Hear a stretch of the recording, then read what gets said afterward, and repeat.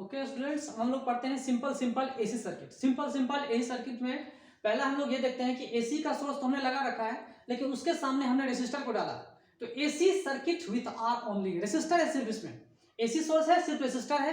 ठीक है, resistor bulb भी हो सकता है, फैन, जो कुछ भी है, रेसिस्टर हमने डाल दिया, कुछ इसका कुछ डेफिनेट रेसिस्टेंस है और रेसिस्टेंस इक्वल टू जीरो नहीं है। अगर ये रेसिस्टेंस इक्वल टू जीरो होगा तो शॉर्ट सर्किट हो जाएगा, इसका पोटेंशियल डिफरेंस जीरो हो जाएगा। ठीक है, वो नहीं समझना है, यहाँ पे हमको R is not equal to zero समझना है।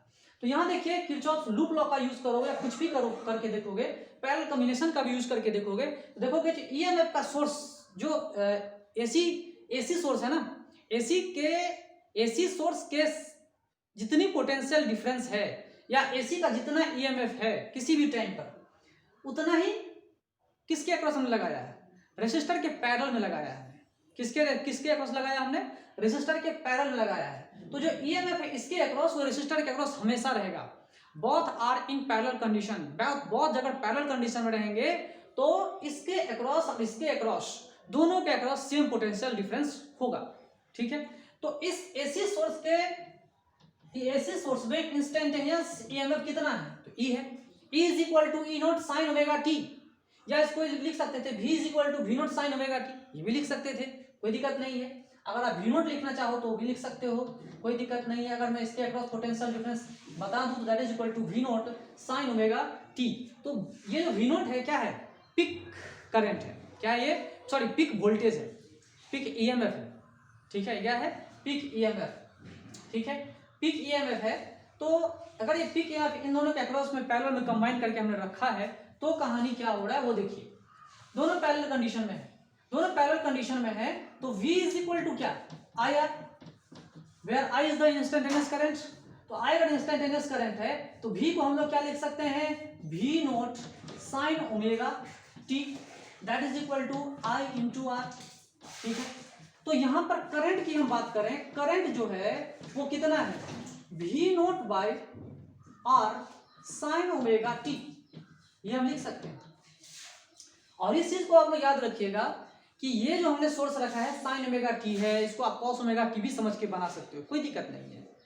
साइन को कॉस भी बना सकते हो, कुछ भी बना सकते हो, कोई दिक्कत नहीं है। ठीक है, अगर इसमें ओमेगा टी प्लस फाइव डाल दे तो भी कुछ फर्क पड़ने वाला नहीं है। ठीक है, तो यहाँ देखिए क्या है, दोनों फेज सेम फेज में होंगे, वो कहानी बता रहा है आपको।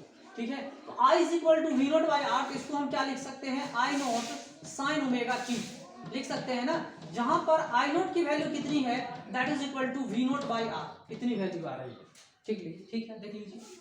तो अगर हमने ग्राफ ड्रॉ करते हैं, अगर देखिए यहां पर देखिए ग्राफ ड्रॉ करके आपको हर चीज पता चल जाएगा, ग्राफ से आपको बहुत सारा चीज पता चल जाएगा। ठीक है, ग्राफ देखिए यहाँ पे पोटेंशियल डिफरेंस भी है, और अगर time t equal to zero है तो पोटेंशियल डिफरेंस कितना था, जीरो, तो कर्व कुछ साइनोसॉइडली इस तरह से आता चला जाएगा। ठीक है, ये है टाइम के हिसाब से वेरी कर रहा है, v is equal to V naught omega sine t, इतना हम लिख सकते हैं, कोई दिक्कत नहीं है। चलिए, तो यहां पर देखिए कि इसके पोटेंशियल डिफरेंस में साइन ओमेगा टी था।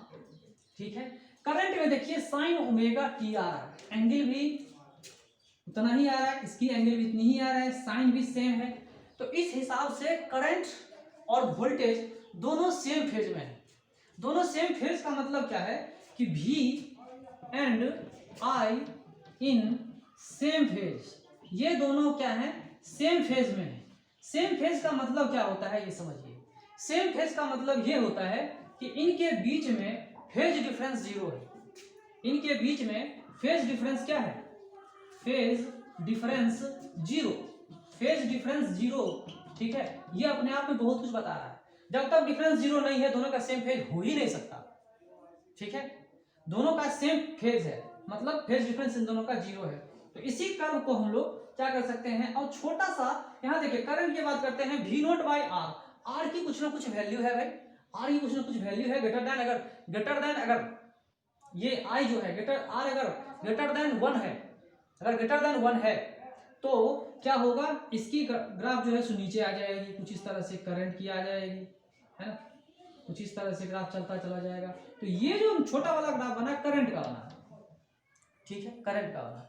लेकिन आर अगर लेस देन वन है, आर अगर लेस देन वन है तो ये ऊपर चला जाएगा, मतलब कर्व जो है कुछ ऊपर से जाएगा, बाद बाकी सब सेम रहेंगे, ये ऊपर से चलता हुआ चला जाएगा।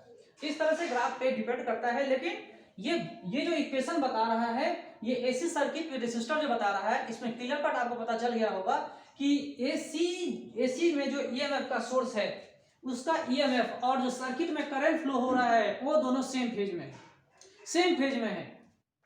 ठीक है, एक साथ चलते हैं, आगे पीछे कुछ भी नहीं है इनका, सेम फेज में है। ठीक है, यहीं से स्टार्ट ये भी करते हैं, यहीं से स्टार्ट ये भी करते हैं, दोनों सेम पॉइंट से स्टार्ट कर रहे हैं। ठीक है, मतलब टाइम इक्वल टू 0 पे दोनों की वैल्यू 0 हो रही है। एक डिफरेंट टाइम पे उनकी वैल्यू क्या हो रही है, पीक वैल्यू पकड़ रही है, मतलब वो सेम फेज में है। ठीक है, मतलब क्या है, वो सेम फेज, पॉजिटिव हो गया या निगेटिव हो गया, तो वो क्या है, एक डिफरेंट साइन कर्व में वो लोग चलते हैं, लेकिन उनकी पीक वैल्यू अलग अलग होगी। उनकी करंट और ईएमएफ की पोटेंशियल डिफरेंस की पीक वैल्यू क्या होगी, अलग अलग होगी। ठीक है, आप देखिए, अब यहाँ पे पीक वैल्यू इनकी अलग होगी, वी नोट की वैल्यू जो है वो अलग होगी। ठीक है, तो ये बेसिक चीजें आपको समझना होगा। तो जब भी आप याद रखिएगा, जब भी एसी सोर्स को रेसिस्टर के अक्रॉस कनेक्शन लगाते हैं, एसी सोर्स के सिर्फ और सिर्फ रेसिस्टर के अक्रॉस हम लगाते हैं, तो क्या करता है, वो दोनों सेम फेज में रहते हैं। ठीक है, सेम फेज में रहते हैं, अपोजिट फेज में भी नहीं, सेम फेज में रहते हैं। ओके।